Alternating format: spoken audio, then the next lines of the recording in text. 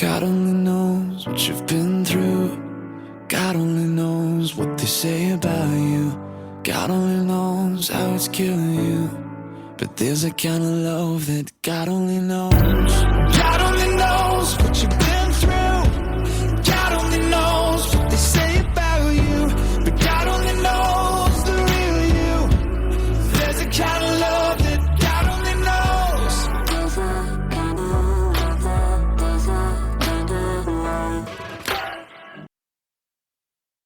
Welcome to Season 2, Episode 41 of Your Journey Is Not Over.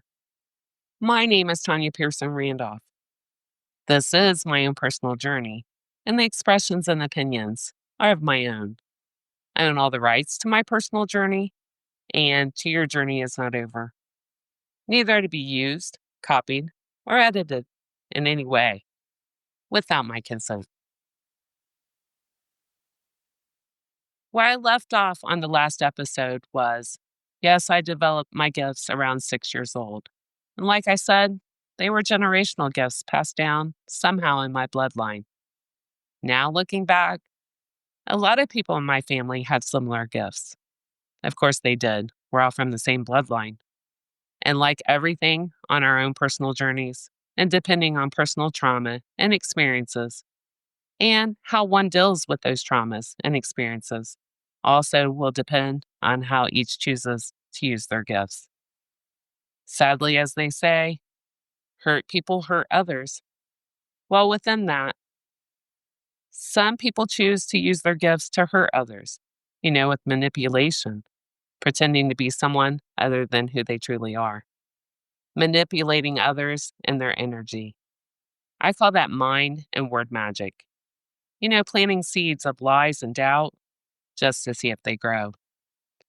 Always wanting to inflict hurt and pain onto others and leave total destruction in their path.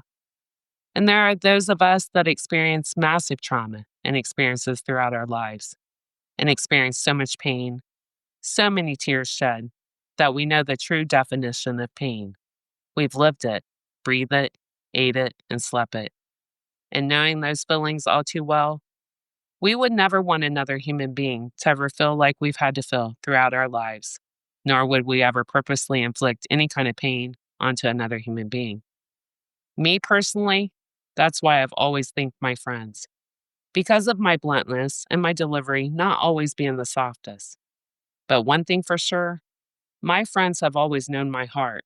And they know if I love you, I would never do anything with malice and intent in my heart to hurt them. I don't hurt people that I love or that I've loved. That is until I'm pushed into a corner with no way out. Then I'm left with no choice at all. 99% of the time, I will just distance myself from evil-hearted people and do what I like to call a nice, graceful dance with the devil to end things. End things and walk away without harsh words being exchanged. At least that's what I've attempted to do. Doesn't always work out that way, because as I found out throughout my life, people hate rejection, and it can even make some of them dangerous. People like that don't know the meaning of graceful. Let it go. Let it blow like the wind. And if I walked away from someone or did the dance with the devils just to gracefully end whatever relationship, friendship, even with family, it was most likely I picked up on the animosity that they had towards me for whatever reason. Hey, I'm not everyone's cup of tea, and I respect that completely. That's why we are one of a kind and crafted and made uniquely by God Himself. So the confusion to me has always been, why would they get mad that I no longer want anything to do with them, right? They don't even like me anyway. Going through life asking myself these questions many times. Truly walked away as nice as possible, no harsh words at all. And then those same people got vindictive. Always have went for my reputation. That, by the way, I've worked so hard for since kindergarten. It wasn't a given to me. It is called being nice to everyone, being social, being kind, compassionate, caring. Real. Talking to everyone, not sticking within cliques. Socializing with all walks of life.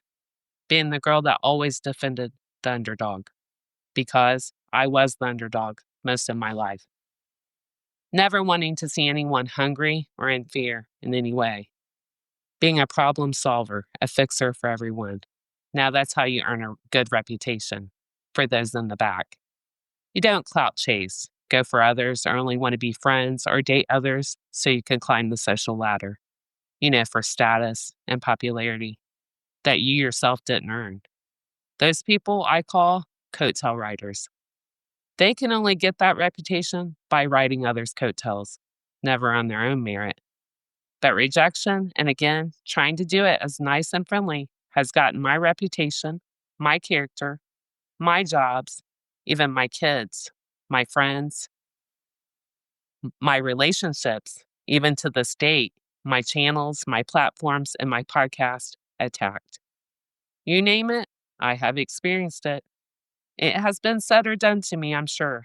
And I'm sure there's a lot of things you would never even think of that have also been done to me and said about me.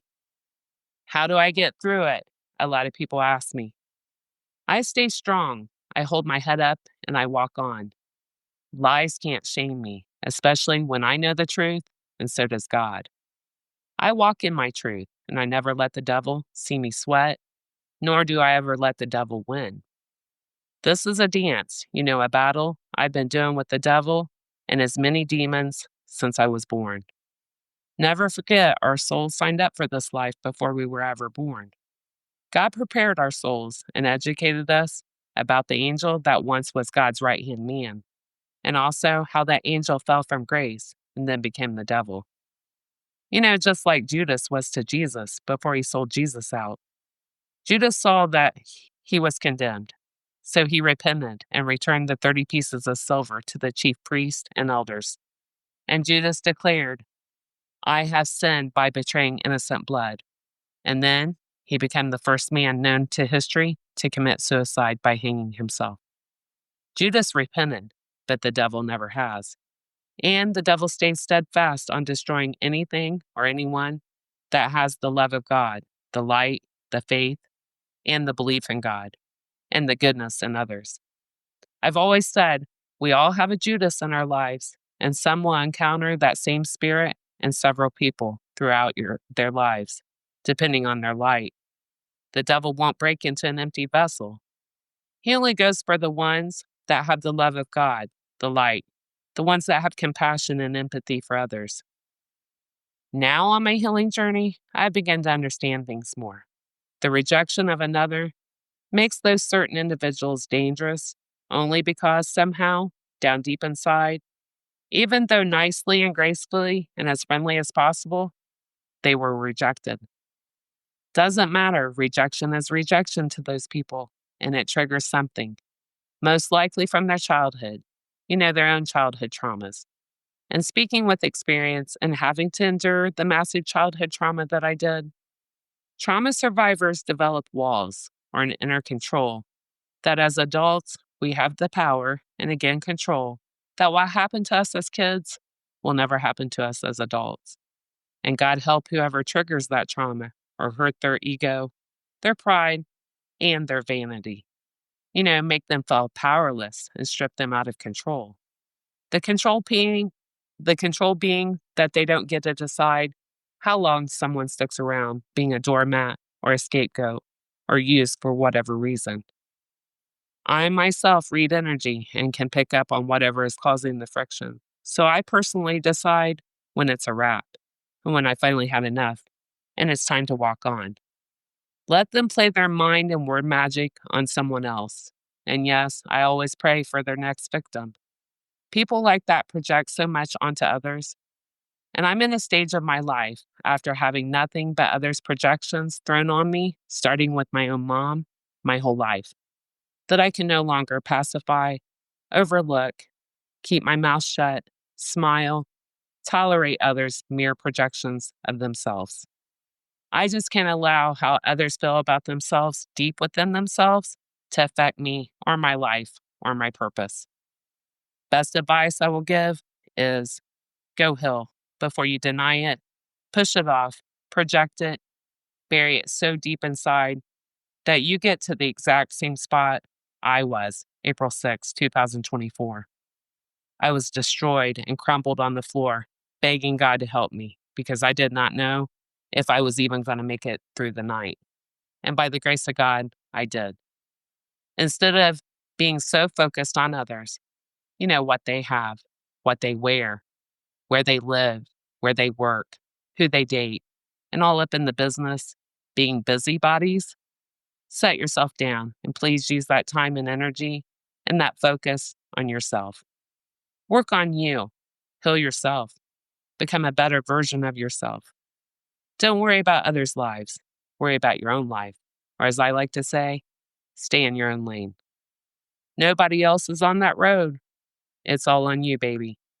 And I'm rooting you on, believe you me, because the more you heal, the less you'll hurt innocent people. I know I got off track again today. What else is new, right? I let my pen just flow, and hopefully, I relay what needs to be heard. At least that's my prayers each and every time I pick up my pen to write these podcasts. Hopefully, Thursday, I can begin to tell you all about my spiritual awakening, how it all began, and everything I endured. The spiritual warfare is real. And before I close today, I do want to educate everyone on something I had to learn the hardest way ever. Of course, never being taught by my grandma about evil.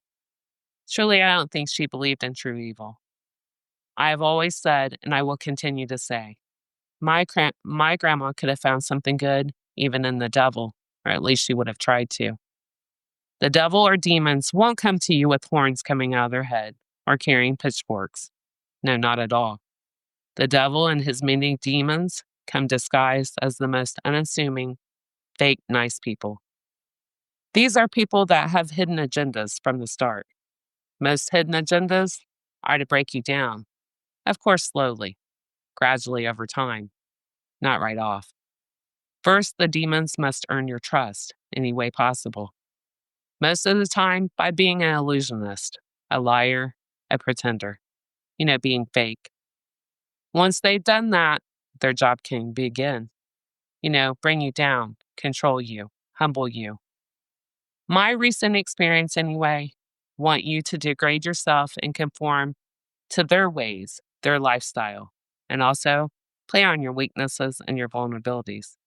And when they can't accomplish their mission or get control of your life, your soul, and you rebel or rebuke the devil, like I've had to just recently, I wouldn't conform to who they are and how they live their lives.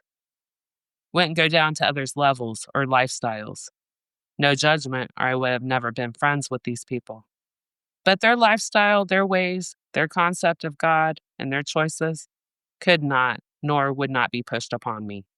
When I rejected everything these demons were trying to enforce on me, my life, I stayed true to myself, my upbringing, and my beliefs in God. I become public enemy number one. Like my dad always said to me, Tanya, people will try and bring you down to their level if you let them. Dad, please know, I am smarter, wiser, and my faith in God is stronger than any demon working for the devil. Don't be fooled. Use your discernment. If it doesn't feel right, look right, set right with your gut, please listen to your gut when it comes to anyone at all. That's your soul trying to warn you and protect you. Again, please listen to your gut. Those demons can come disguised as anyone. And please also know, when someone gets pleasure out of your pain, that's a demon sent by the devil. The demon's enjoying having front row seats to any pain at all, and will also add to it if they can. I call that demonic. Ending today with another thing my grandma always said: the devil will creep in through a crack. So please hold on to your love of God, your faith. Ask our Father for guidance and protection. He's always right there, just 10 words away.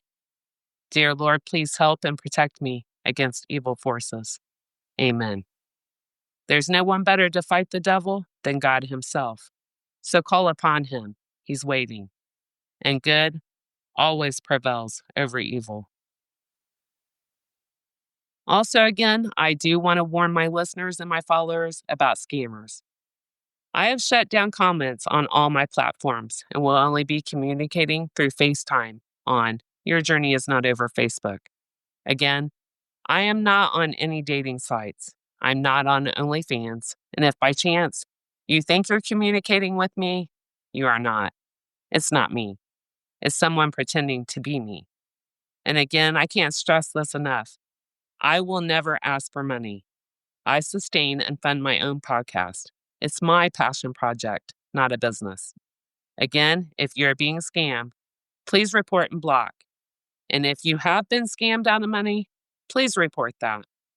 Everyone that uses technology can be traced, especially when it comes to money. And for those that are pretending to be me, that's against the law. And if caught, I will prosecute you to the fullest extent of the law. Please stay vigilant and use common sense, and please don't get scammed. Please know I am developing my own website, and we'll keep everyone updated on the progress. I'm just trying to find a safe, secure way to interact with everyone. Also, I do want to say thank you to each and every one that follows me and listens to my podcast. Everyone needs healing, and one step at a time, we can all get there together. Again, I'm forever grateful. This concludes my podcast for today. Please join me Thursday, listen in, and always remember, your journey is not over. God bless.